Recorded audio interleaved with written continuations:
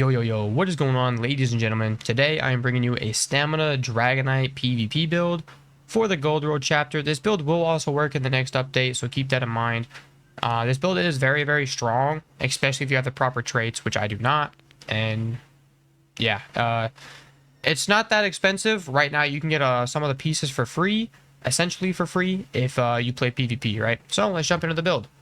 Starting out with the character stat sheet, we have 20 points into health, 44 points into stamina. We are running the Atro Munda Stone, and preferably you would want to be a stage 3 vamp. If you don't like vampire, you don't need to run this, but it's completely up to you. And for the race, I am an Imperial. If you want to be something else, go for it. I like the Imperial the best for its passives, okay? But you can be whatever race you want. Race really doesn't matter anymore in this game. Alright, let's jump into this, the gear. This is what everyone really wants to see, right?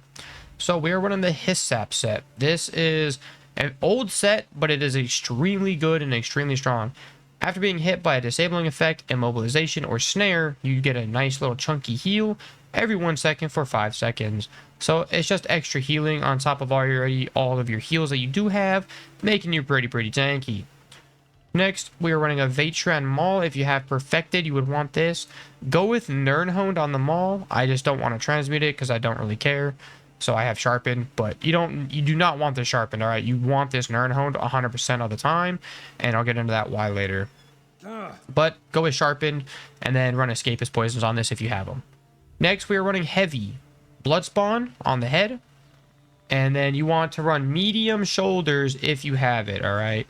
I don't have Medium Shoulders. I never had them, never got them, don't care to. If you have Medium Shoulders, go with Medium Bloodspawn Shoulders. You want all of your traits to be in pen, not sturdy like I have here. Next set is Mara's Balm. This set is extremely strong. When a negative effect is removed from you, you restore about 1500 health, and this can happen every second.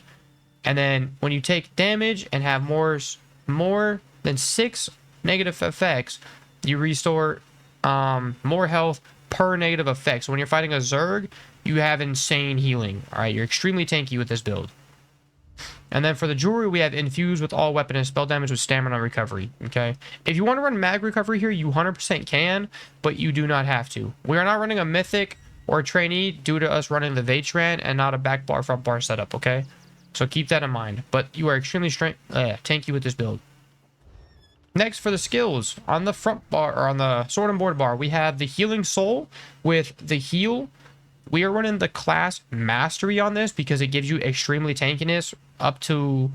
You just get a lot of damage and you reduce a lot of damage taking per enemy near you, okay? Very strong when fighting a Zerg. Extremely tanky when you have this heal up. And then Vitality on it, giving you even stronger heals. Then you have Flames of Oblivion. If you don't want to run this for some reason, you want more healing, you can put on the Cinderstorm or the Ash Cloud, whatever it's called, and get even more healing. I just like the extra burst that Flames of Oblivion does give. It's just a little added damage that you kind of want to need in some of your fights.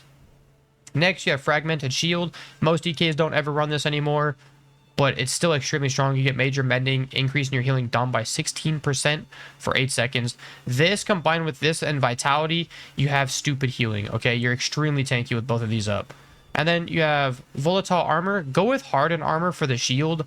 I just run this to pull Nightblades out of stealth because I don't want to waste my Detect bots. Next, I have Resolving Vigor. That's bread and butter on every single heal. You kind of have to use it. And then we're running Spell Wall as our sword and board ulti. Yes, we are running Spell Wall and not Corrosive on the sword and board bar.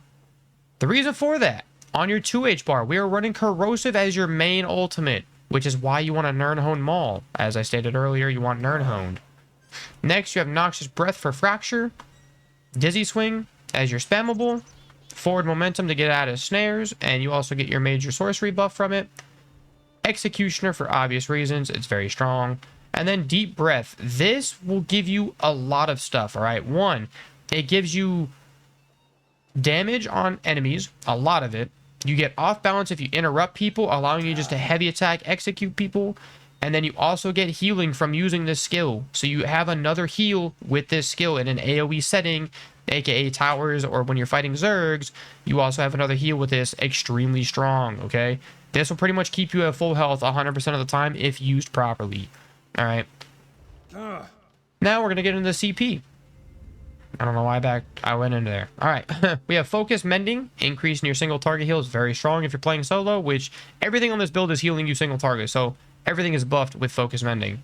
Master at Arms, this for your D-Swing. Deadly Aim, also for your D-Swing. And Duelist Rebuff, just making you a little bit tankier when you're fighting against Night Blades and whatnot. Jump into the red CP, we have Survival Instincts, Pain's Refuge, Sustained by Suffering. And I personally am running Juggernaut.